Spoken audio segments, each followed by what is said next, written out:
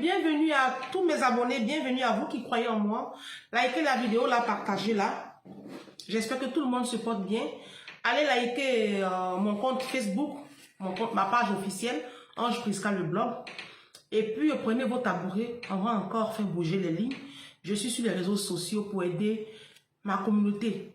La communauté africaine a changé son level, son mindset, son système de pensée parce que je crois que c'est notre mentalité qui nous maintient dans cette forme de précarité-là et qui fait que, aux yeux des autres nations, nous sommes les plus nuls et on nous traite comme de la merde. Partout où on passe, c'est toujours nous, on traite comme de la merde. Tout ça, c'est aussi à cause de nous. Nous y sommes pour quelque chose. De la manière dont tu te vends, c'est comme ça on t'achète. Voilà. Si tu te comportes comme une personne responsable, quand tu es quelque part, tu as des manières, ils vont te traiter comme tel. Mais comme des fois, on aime montrer notre sauvagerie, notre mauvaise éducation, c'est pour cela que les autres peuples ont du mépris pour nous. Bienvenue sur mes pages, prenez vos tabourets. Aujourd'hui, on va parler d'un problème de société africaine. C'est pas seulement africaine, mais moi, je m'adresse à la société africaine parce que c'est nous qui avons besoin d'évoluer. Les Blancs sont d'acheter des terrains sur masse. Et nous, on n'a pas les mêmes problèmes, d'accord? Eux, ils ont fini avec la terre. Ils sont téléchargés comment ils vont faire pour faire déménager la population, les populations sur une autre planète. Parce qu'il est prouvé que dans 50 ans, la terre sera invivable. Donc, eux, ils ont été prospecter pour voir quel autre univers peut accueillir l'humanité. Pendant ce temps, nous, on est en train de se jalouser, s'empoisonner. Les hommes sont en train de chercher les femmes dehors, alors qu'ils ont des enfants à bâtir. Pendant ce temps, les femmes sont en train de courir derrière des derniers iPhone, et puis les mèches humaines, et puis les produits pour devenir métis. Quand vous avez fini de faire toute cette sauvagerie-là, vous allez vous réveiller un beau matin, il n'y a plus blanc sur la terre, il n'y a plus chinois, ils se sont ramassés, ils sont partis. Nous, les moutons, on va rester sur la terre ici. Bienvenue sur mes pages, prenez vos tabourets. Je vais vous raconter une histoire qui fait pitié.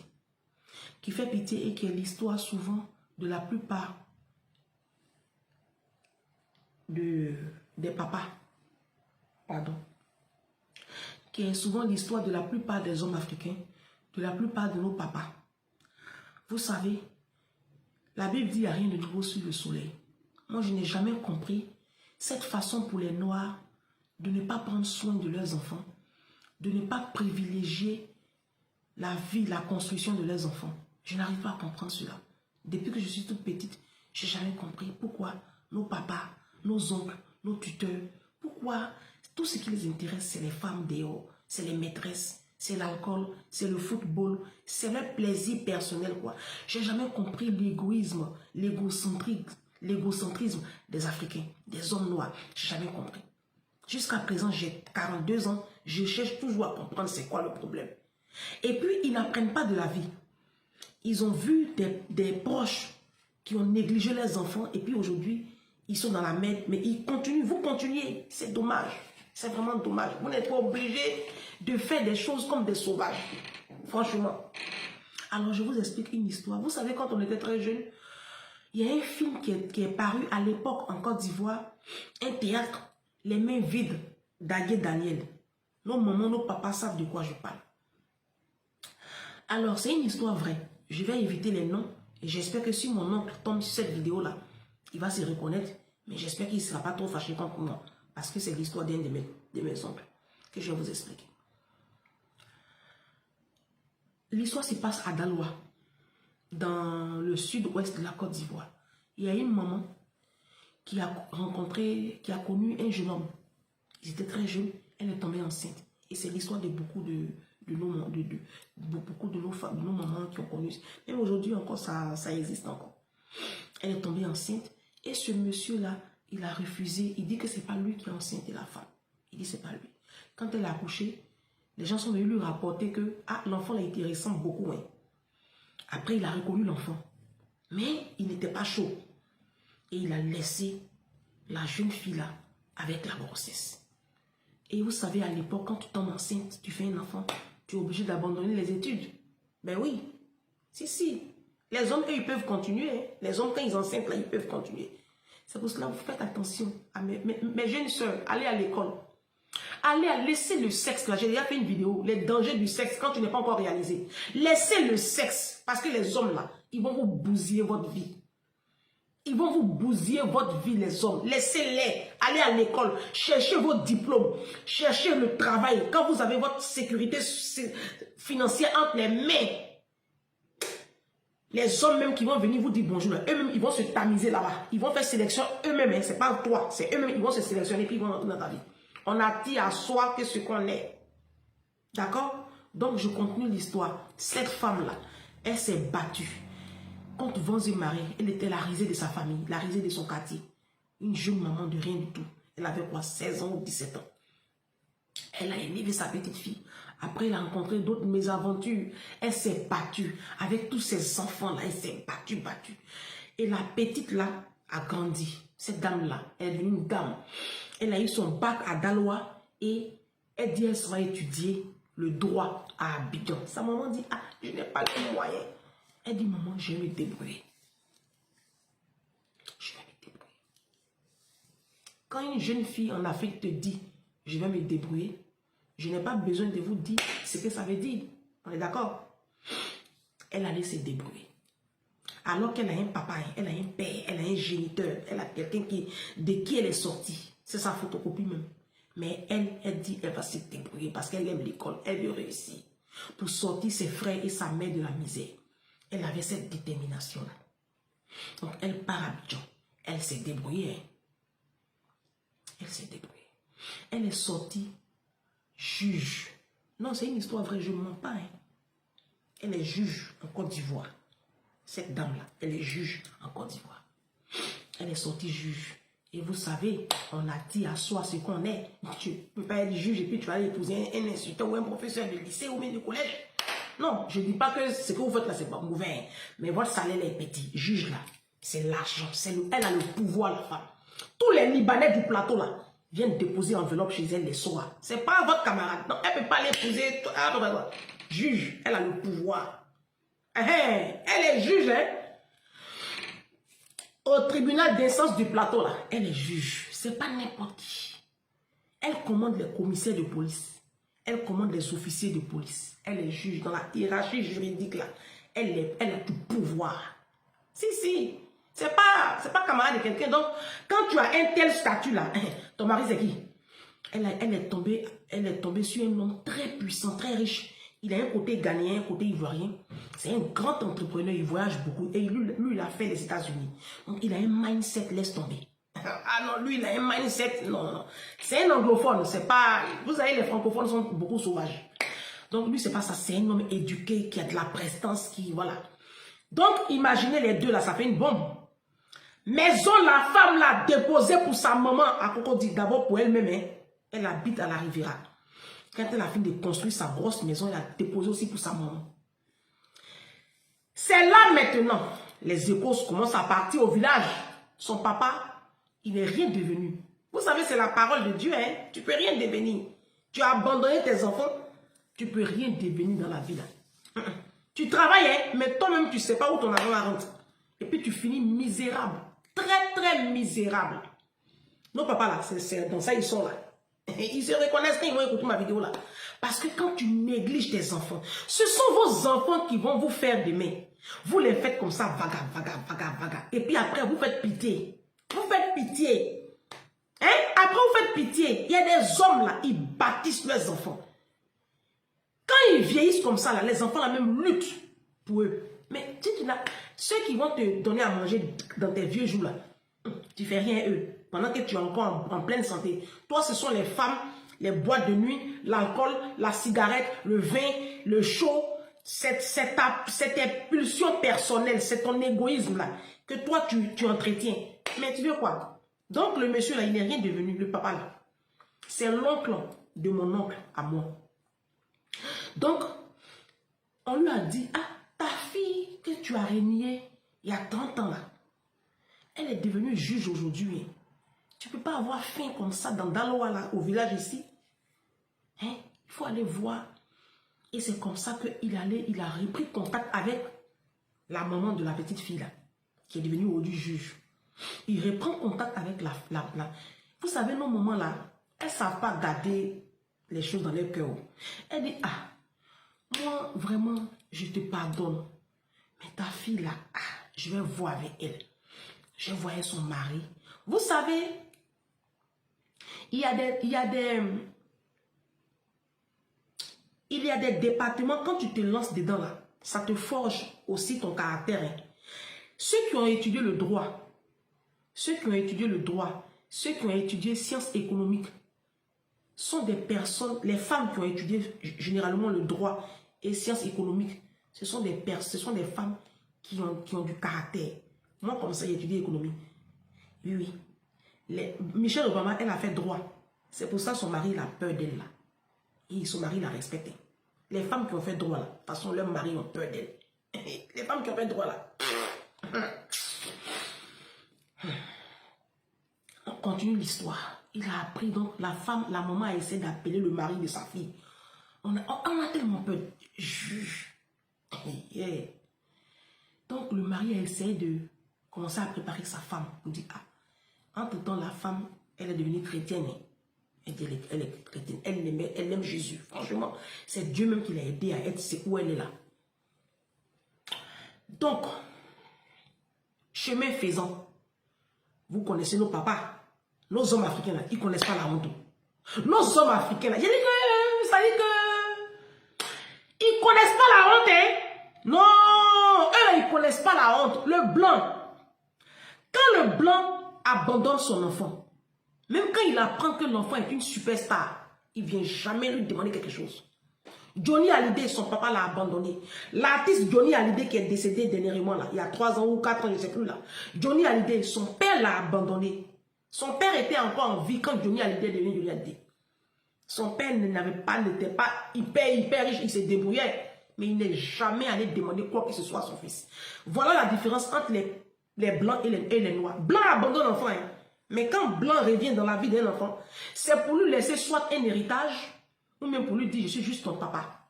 C'est tout. Mais il ne demande rien. Il ne vient pas même. Il t'a abandonné, Le jour blanc revient dans ta vie, c'est pour te laisser héritage. Si. Mais les noirs là, quand ils reviennent là, ils sont sales comme ça, pour venir pleurer. Effectivement, le mari de la dame fait une rencontre chez eux à la Riviera, si vous voyez les maisons. Et mon oncle qui était à l'époque un grand officier de police, je préfère dire comme ça, je ne dis pas le grade, je préfère dire un grand officier de police, qui est le neveu à ce temps qui a abandonné sa fille là. Ils se sont dit quoi, comme il est grand là-bas aussi, c'est un grand, on va le mettre dans la délégation quoi. Vous connaissez en Afrique, tout se fait dans l'arrangement. Ils ont pensé que ça allait se passer bien. Donc ils ont fait les délégations, ils sont venus, il a quitté Daloa, hein, un village de Daloa. Il arrive, moi j'étais encore chez mon oncle à l'époque. Et puis je vois un tonton qui débarque là, façon, avec vous savez les sandales du pays, façon là, avec un short sale, crasseux, papa de juge. Papa de juge, il est bizarre comme ça. Et ma tante m'explique l'histoire. On a commencé à rigoler même, façon ma tante, quand son mari partait à la réunion, à la rencontre là, elle lui a dit à son mari, toi, faut pas t'asseoir ici. Faut te lever, tu vas aller régler le problème des sauvages là. Il dit, des faits commencer mon oncle, ils se sont ramassés, la délégation. Ils sont allés à la Riviera. Arrivé là-bas, il y avait un grand gardien devant la porte. Elle a 2 gardiens même, si. Donc le gardien a été briefé, il les a laissés rentrer. C'est des autorités, hein, c'est des grandes autorités du pays en tout cas, qu'ils se sont ramassés là-bas, ils sont venus. Donc le mari appelle sa femme, c'était un dimanche. Le mari appelle sa femme. Chérie, entre-temps, le mari a briefé un peu sa femme, un peu, pas trop, mais il n'a pas dit qu'il venait quoi. Il n'a pas dit comme ça, il a dit, faut pardonner à ton papa, dans la vie, c'est comme ça, mais... Elle dit, hey, tu m'en parles pas, hein? Bon, il a commencé à arranger un peu. Comme c'est un homme de Dieu aussi, il a la crainte de Dieu. Donc, il appelle sa femme. Chérie, tes parents sont là. Elle dit, quoi comme parent? Il dit, ton papa est là. Elle dit, pardon. Donc, elle sort. Elle voit. D'abord, c'est mon oncle qui nous explique l'histoire. Mon oncle dit, quand on est parti là-bas, tu vois maison, la femme là. Et on peut avoir une maison comme ça dans Abidjan là. On peut avoir une maison comme ça dans Abidjan là. Elle est riche, son mari est plus riche qu'elle 3 fois. Imaginez leur maison. Et terrasse la même là. Il dit quand ils sont arrivés, même la femme qui va les servir le jus là, tu vois comment elle est habillée. Il dit, hey, on est où? On est à Los Angeles, ou on est à New York, ou on est où? Mais on est sur les champs. Lui-même, le papa, quand il est rentré, quand il a vu, la femme sort. Elle dit bonjour. Donc, elle reconnaît ces éléments parce qu'elle est juge. Et elle reconnaît quelques officiers de police, des gradés de la police. Elle les reconnaît. Ils travaillent ensemble. Dans la hiérarchie, elle est leur patronne. Ici. Donc, il reconnaît des visages. Elle n'a rien dit, elle s'est assise. Elle a reconnu son père. Puisque sa mère lui a montré son père. Elle a reconnu. C'est des jumeaux, ils se ressemblent comme deux gouttes d'eau. Elle a reconnu son père. Il est misérable, mais elle a quand même reconnu. Sa mère dit, elle ne vient pas. Sa mère n'est pas venue parce qu'elle n'a pas envie de vivre cet affront-là. Elle a essayé de faire ce qu'elle pouvait faire à son niveau. Donc, du coup, elle dit, oui, je vous écoute. Son mari dit, ah chérie, il y a ton papa qui est là, qui est venu te demander pardon. Le monsieur n'a pas encore fini de faire l'introduction. Il ne faut pas voir maintenant papa là, qui se couche par terre, en train de pleurer. Vous les connaissez, les pleurs de crocodile là. Il pleure, il n'ose même pas attraper le pied de sa fille. Il attrape le pied du mari de sa fille. Et puis il pleure embêté. Vous voyez, c'est embêté. Ceux-là, c'est les travail. Les hommes de l'Ouest là, c'est les travail. Si on dit qui aime abandonner enfants en Côte d'Ivoire, c'est les hommes de l'Ouest. Eux, ils sont premiers sur le podium. Après maintenant, c'est les autres là. Il pleure en langue maternelle. Il appelle ses aïeux, ses ancêtres. Il ne sait pas, il pleure. Je suis désolée, oh. Je te demande pardon. Donc, les tontons qui étaient là ont pris. Ah, papa, faut te calmer. On est arrivé, on va régler le problème. La femme là, la juge là, elle a mis ses deux pieds comme ça. Elle a mis ses pieds. Et puis, elle a observé la scène, quoi. Puis, vous savez, déformation professionnelle. Les juges, c'est les juges, hein. Ils sont sans état d'âme. Juge. Déformation professionnelle. Ça, là, elle fait rien. Ça. Elle a trop vu ça au tribunal. Les gens qui pleurent, les gens qui font comme s'ils regrettent le mal qu'ils ont. Elle a trop vu ça. Elle est fatiguée. Ça, c'est du cinéma. Elle regarde ça comme ça. Elle dit, chérie, on doit aller au culte. Elle dit, ah, on peut faire le culte de 15 h, bébé. Elle dit, ah, d'accord. Elle respecte tellement son mari. Quand elle a vu comment son mari répondait là, elle a laissé là-bas. Elle a balayé du regard toute la délégation. Elle a reconnu ces deux éléments. Des grands officiers de police. Elle leur a dit, elle les a appelés par leur nom. Toi, j'ai donné des noms comme ça. Monsieur Conan, vous tenez à votre poste. Vous avez envie de vous s'occuper toujours de vos enfants, de votre famille. Est-ce que vous tenez vraiment à ce poste-là encore? Je n'ai pas besoin de vous rappeler qui je suis dans ce pays. Très bien. Elle tourne le regard, elle tombe sur l'autre. Elle dit, toi, quand je ferme mes yeux, c'est-à-dire vous là, quand je ferme mes yeux, si vous tenez encore à avoir un salaire, quand je ferme mes yeux, puis je les ouvre là, vous avez libéré ma terrasse. Bande de sauvages que vous êtes. Oui, oui. Elle a commencé à les insulter. Des pères de famille, des autorités. C'est leur patron. Elle est juge. Tu as dit quoi? Elle est juge. Tu as dit quoi? Quand elle a dit ça comme ça, là, son mari dit, chérie, elle dit, chute. Toi, chute. Tu la boucles. Jusqu'à présent, je t'ai respecté, tu la boucles.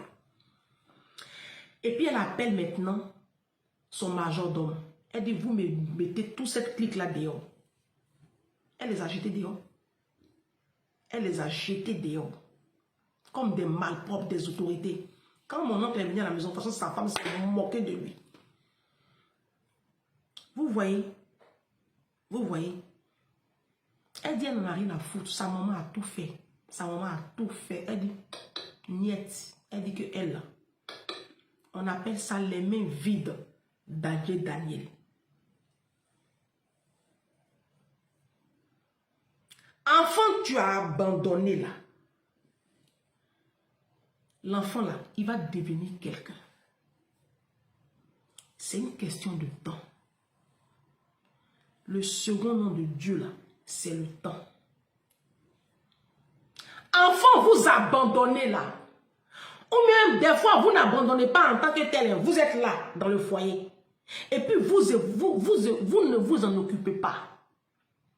Le second nom de Dieu, là, c'est le temps. Enfant, vous traitez comme ça, vaga. Pour le moment, il est un enfant, il va grandir. Il va être quelqu'un. Le second nom de Dieu, c'est le temps. La Bible dit, c'est aux parents, c'est un commandement, hein. C'est aux parents de pouvoir pour les besoins de leurs enfants. Et la Bible dit, ne vous y trompez pas, on ne se moque pas de Dieu. Ce qu'un homme aura moissonné, ce qu'un homme aura sémé, il le moissonnera aussi.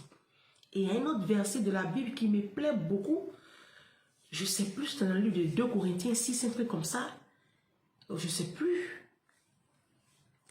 La Bible dit, ne vous y trompez pas. Donc, oui, on ne se moque pas de Dieu. Ce qu'un homme aura sémé, il le moissonnera aussi. Et puis, il y a un autre verset de la Bible qui va me revenir encore aussi en tête pour dire que ce que vous faites là, quand vous abandonnez comme ça vos enfants, votre progéniture à des simples femmes, et puis qui se débattent elles seules pour construire la vie de ces enfants-là, Dieu, il va vous donner votre réponse. Oui, ce verset-là me revient. La Bible dit, celui qui sème peu, c'est la loi de la sémence et de la récolte. C'est une loi spirituelle.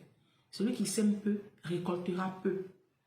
Et celui qui sème abondamment, récoltera richement. D'accord? Vous pensez que vous faites du mal à qui? À vos ex-compagnes. Vous pensez que vous faites du mal à ces femmes-là. Vous pensez que vous faites du mal à vos enfants. Vous ne faites pas du mal à toutes ces personnes-là. Vous vous détruisez vous-même. Parce que c'est un enfant. Quand il devient adulte, c'est lui qui prend soin de ses parents. Donc si toi, tu ne lui as pas montré l'exemple, bah, il ne sait pas qu'il doit prendre soin de toi. Il ne le fera même pas. Parce que non seulement il ne te connaît pas, et même s'il te connaît, il sait que tu n'as rien fait pour lui. C'est pour cela que vous verrez généralement dans la société africaine, quand une personne réussit, que ce soit une star ou une personne lambda, on a tendance à toujours offrir beaucoup plus à nos mamans qu'à nos papas dans la société africaine, généralement. Vous verrez ça. Les stars, vous verrez ça. Pourquoi? Parce que vous, les papas, là, vous êtes démissionnés. Souvent, vous êtes dans le foyer. Et puis, vous ne gérez pas. Vous ne vous occupez pas de vos enfants normalement. Vous, c'est les maîtresses. Vous, c'est les femmes. Vous pensez que votre jeunesse, là, elle est éternelle. Tu as 30 ans aujourd'hui. Tu as 35 ans, tu as 40 ans. Tu es encore jeune, tu as 45 ans. Tu as encore la vigueur en toi. Tu penses que tu vas rester comme ça éternellement. Non, tu vas vieillir. Tu vas vieillir. Et ces femmes-là, qui ont défilé dans ta vie, là, elles ne seront pas là. Elles ne seront pas là pour toi. Elles ne seront pas là demain pour essuyer tes selles, ta merde. Elles ne seront pas là demain pour te faire manger, pour t'emmener chez le médecin. Elles ne seront pas là demain pour te soutenir.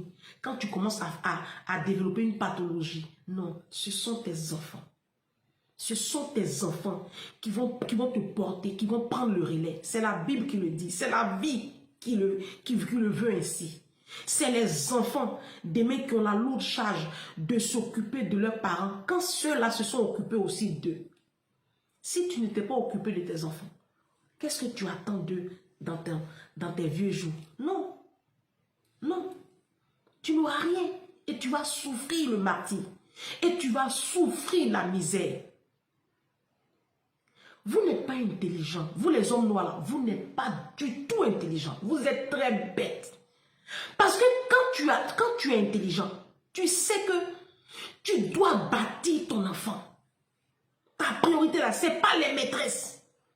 Ta priorité, ce n'est pas les femmes. À partir du moment où tu as un enfant, c'est fini. Tu ne dois même plus mettre ton argent dans les billets, dans le vin, dans les femmes, dans les marques. Non, tu te concentres à construire ton enfant, tes enfants. Quand demain l'enfant est construit, tu vas voir. Même à même maison, même, tu n'es pas obligé même de... Si tes revenus ne te permettent pas de jongler entre tes enfants et toi aussi ta retraite, oublie ta retraite. Construis ton enfant. L'enfant là va construire demain ta retraite. Oui, oui.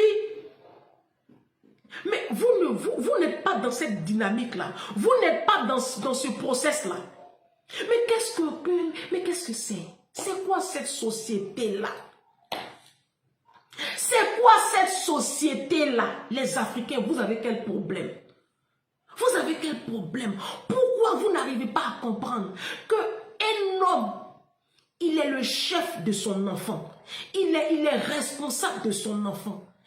Dieu dit que vous êtes des chefs. Dieu dit que c'est l'homme qui est le chef de la cellule familiale. Et un chef, son rôle majeur, c'est de pourvoir et de protéger. C'est ça le rôle d'un chef. Le chef, il pourvoit et puis il protège. Vous ne faites rien des deux là. Les deux là, vous ne faites rien. Vous, tout ce qui vous intéresse, c'est les femmes, c'est les maîtresses, c'est le sexe, c'est l'alcool, c'est les grosses marques. Vous oubliez qu'un jour, vous allez vieillir. C'est dans ça que vous êtes là. Tes enfants sont où? Tes enfants sont où? Tu les as négligés. Tu n'as pas pensé à bâtir tes enfants. Aujourd'hui, tu as pris de l'âge. Et souvent, ils disent non, moi j'ai payé l'école de mes enfants. Mais payer l'école d'un enfant, ça ne veut rien dire. Tu n'as rien fait d'extraordinaire. Est-ce que tu as aimé ces enfants-là? Est-ce que tu as partagé des choses avec ces enfants-là? Est-ce que vous étiez des complices? Est-ce que vous étiez des amis? Est-ce que ces enfants-là se sont sentis aimés, se sont sentis chéris, valorisés? Est-ce que tu as fait de ces enfants-là la prunelle de tes yeux? Non! Nourrir un enfant, payer son école, ça ne veut rien dire. Ça ne veut rien dire. Ça ne veut rien dire. Tu prends un enfant, tu adoptes et puis tu le nourris, tu le tues. Ça ne veut rien dire. Le plus important, c'est d'aimer ces enfants-là, de leur donner, c'est-à-dire de leur inculquer des valeurs. L'enfant sent qu'il a un papa. Vous êtes des pères. Généralement en Afrique, on a des pères, on n'a pas des papas. Moi, c'est quand je suis arrivée ici en France, quand j'ai commencé à travailler dans la garde d'enfants, que j'ai compris la différence entre un père et un papa. Il y a une grande différence. Le papa, c'est celui qui partage des moments de convivialité, de complicité avec son enfant. L'enfant là même, tu ne l'as jamais amené manger quelque part ensemble. Vous ne faites rien à vos enfants, ni les devoirs, ni les sorties, ni les jeux, rien. Vos enfants et vous, c'est deux droites parallèles. Vous vous dépassez au salon, vous vous dépassez devant la salle de bain, vous vous dépassez dans la cour, c'est tout. Toi, tu as ta vie, tes enfants ont leur vie. Tu n'es pas un papa, tu es juste un père, tu es un géniteur. Et quand on grandit, oui, on vous connaît. Moi, je connaissais mon papa. Mon papa, je le connaissais très bien. Je sais, oui. Voilà. Mais c'est sans plus. C'est sans plus. Parce qu'il ne m'a pas appris l'amour. Donc, voilà quoi. C'est dommage. C'est vraiment dommage. Et ce qui est encore plus désolant, c'est que vous n'apprenez pas de la vie. Tu vois encore des jeunes papas de 40 ans, 42 ans qui reproduisent le même scénario. C'est dommage. C'est vraiment malheureux. J'espère que cette vidéo vous aura apporté une leçon de vie. Faites-la partager. Partagez-la. Likez la vidéo. Si elle vous a fait du bien, si elle vous a fait pleurer, ce n'est pas pour vous donner l'envie de pleurer. C'est une histoire vraie que je vous ai racontée dans cette vidéo. Mais c'est pour dire aux hommes africains, la société africaine a besoin de vous. Parce que dans le monde spirituel, vous êtes les chefs. Dieu, il a déjà dit la parole. Il ne peut pas reprendre sa parole. Il dit, j'ai mis ma parole au-dessus de moi-même. C'est la parole. Elle prend effet dans le monde spirituel. Vous êtes les chefs. La société africaine est aujourd'hui en déclin. A aujourd'hui ce visage-là. Parce que nous avons des chefs malades. Nous avons des chefs égoïstes, des chefs démissionnaires, des chefs méchants, des chefs sorciers, des chefs pédophiles, des chefs chercheurs de femmes, des chefs qui ne savent pas qu'un enfant se bâtit. Et donc, comme vous êtes les chefs, et quand le chef est malade, c'est toute l'entreprise qui prend un coup. C'est pour cela que la société africaine a ce visage-là. on a on voit un panorama, c'est-à-dire on voit un peuple fiévreux, un peuple malade, un peuple qui développe des pathologies. Parce que la tête de ce peuple-là est inexistante. Un peuple qui n'a pas de chef est un peuple qui va à la dérive. Et l'Afrique va à la dérive. Reprenons la main. Il faut que les hommes africains, vous compreniez que Dieu vous a donné une lourde responsabilité. Et vous allez lui rendre compte. Quand tu vas quitter la terre, tu vas rendre compte à Dieu. Tu vas lui rendre des comptes. Jésus, il va te demander des comptes. Tu y as pensé. Moi, je ne suis pas sûr même qu'il aurait un homme noir au paradis. Je ne suis pas trop sûr. Parce que même pasteur divorce. Même les pasteurs divorcent. Pasteur. La Bible dit, dans le livre de Malachie 2, je hais la répudiation. Malachie 2, je hais la répudiation, le divorce. Pasteur divorce. Donc, je ne sais pas si à l'enfer, au paradis, il aura noir. Moi, je ne suis pas trop sûr. Reprenons la main. Reprenons la vie de nos enfants entre nos mains. Parce que le rayonnement de l'Afrique en dépend. Le positionnement de l'Afrique en dépend. Il faut que les chefs, vous sachiez reprendre votre rôle de chef. Si. Un chef, ce n'est pas un chiffon. Un chef, ce n'est pas un démissionnaire. Un chef, ça reste un chef. Un chef, c'est un modèle. C'est vous là. Nous, on doit regarder pour évoluer. Mais vous n'êtes pas là, on va regarder qui? Vous n'êtes pas là, on va regarder qui? C'est pas bon. Reprenez la main. On se dit à bientôt pour une prochaine vidéo. Que Dieu vous bénisse. Que Dieu bénisse l'Afrique. Que Dieu bénisse le cerveau des Noirs. Que Dieu bénisse nos papas, nos pères, nos géniteurs. Si Dieu les a rappelés très tôt, qu'il ait pitié d'eux.